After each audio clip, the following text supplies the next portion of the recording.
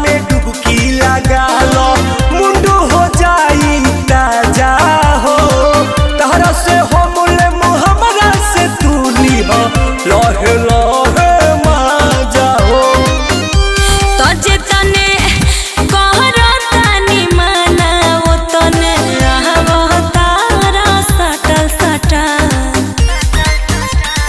जादो जी होले बोका किस्त पचुमा और महीने डबल डबल। जादो जी होले बोका किस्त पचुमा और महीने डबल डबल।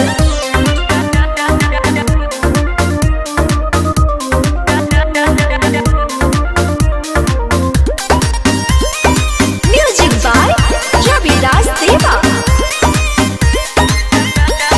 मिले के खटाल पाका एही लह बोल बोला हो, जबरी करब ओइला पह मिले हमारा पानी फेर देब का सगरी धरब।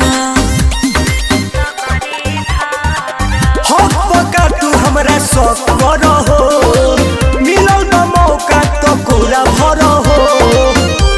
तो गलिया चूमे के कबात बड़ा हमारा से सटल सटल। जादो जी होले बका किस्त पचुमा और महीने डबल डबल। जादो जी होले बका किस्त पचुमा और महीने डबल डबल।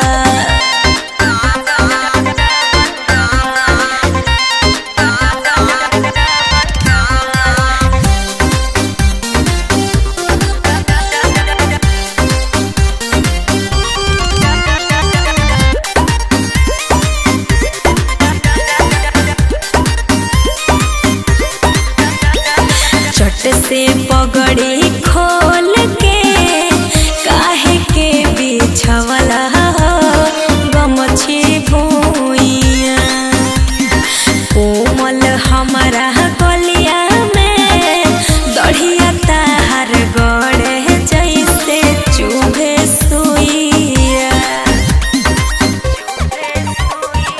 टुन टुन के मानो तो राज करबू, जादू जी के दिलवा पछूटा चरबू।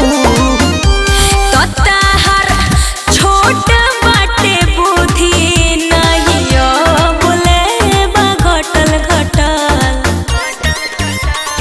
जादो जी होले बका किस्त पचुमा और महीने डबल डबल।